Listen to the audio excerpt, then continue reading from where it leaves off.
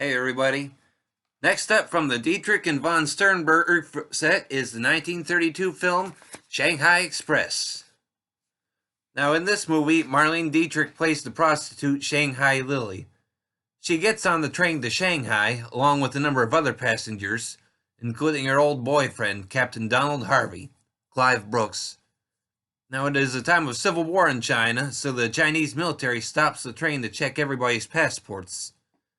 Now on the train they find one of the higher ups in the rebel army and arrest him.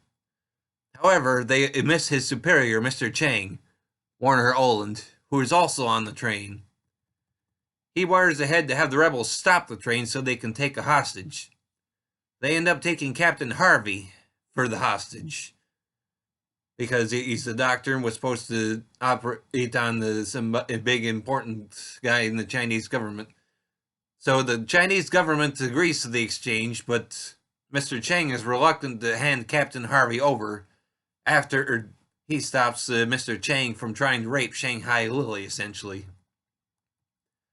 Now, this movie is the fourth of the 7 movies that Marlene Dietrich and director Joseph von Sternberg made together.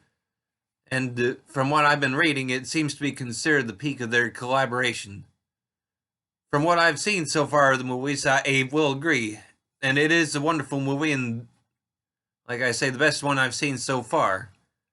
Now, as far as I can see, it won the Oscar for Best Cinematography, and I can easily understand that. This movie was just wonderfully photographed, especially Marlene Dietrich.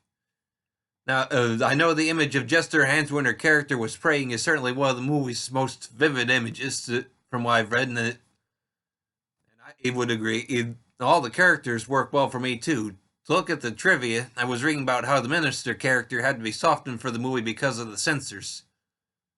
Now, I know that the censors tend to be a weird thing that people sometimes like, sometimes don't. In this case, I think it works, as it gives his character a bit of an arc, too, where he kind of improves his opinions, because, in the beginning, he's just not very kind to her. But as a whole, I like this movie. And I would recommend it to anybody interested. Now, this movie is available on Blu-ray and DVD from Criterion Collection and is 1 hour and 23 minutes in length. Anyways, that's all for this movie, so tune in again tomorrow at the same time for the next movie in the set.